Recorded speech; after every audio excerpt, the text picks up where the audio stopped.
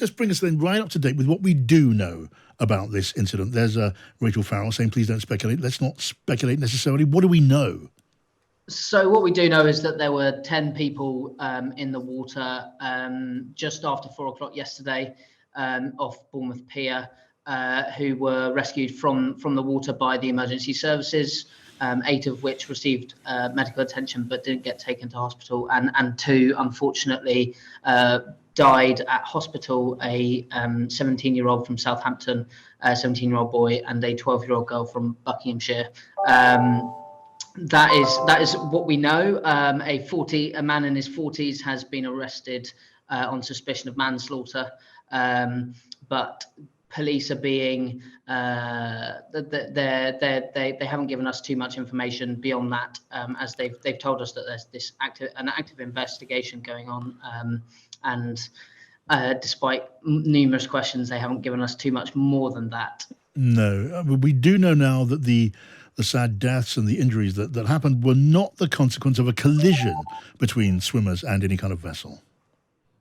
Yeah, that's correct. They also were keen to shut down any rumours that there'd been a jet ski involved. They confirmed at the press briefing that this was not the case, and also that the people in the water, there had been no physical contact between them and the vessel.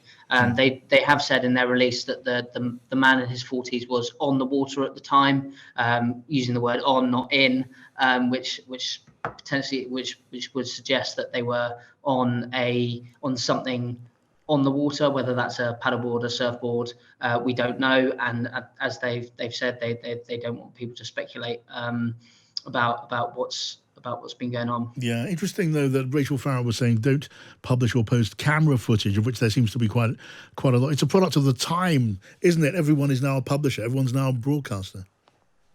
Yeah, I think there were a few people filming what was going on, as probably most people might do in sort of a big dramatic situation. They might get the camera out and take some pictures or film it. I personally haven't seen any of the videos circulating on social media, but I'd imagine the police have seen a number of them. Some people have been saying that there've been videos uploaded to TikTok of it.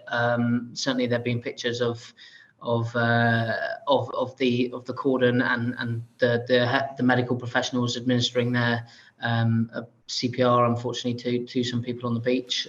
Yes, I suppose indeed. I suppose, Alexander, a lot of us will have seen and been to Bournemouth Beach and had good times there. What are the scenes there like now? It's obviously a terribly upsetting thing to have happened. It is. I've been there. I got back from there about half an hour ago, and the beach is still busy. Obviously, it's half term. It's a lovely day. The sun's out. It's warm.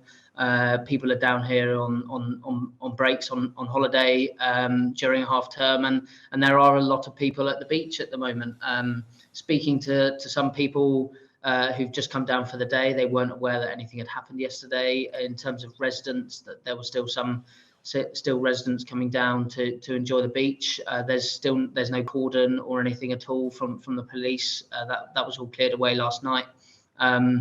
So it's sort of the what you would expect at Bournemouth Beach. There are people there enjoying the beach and the sea, and there has been a little bit more emergency services and RNLI presence. Obviously, the RNLI are there and do an excellent job and always keeping an eye out. And a helping there.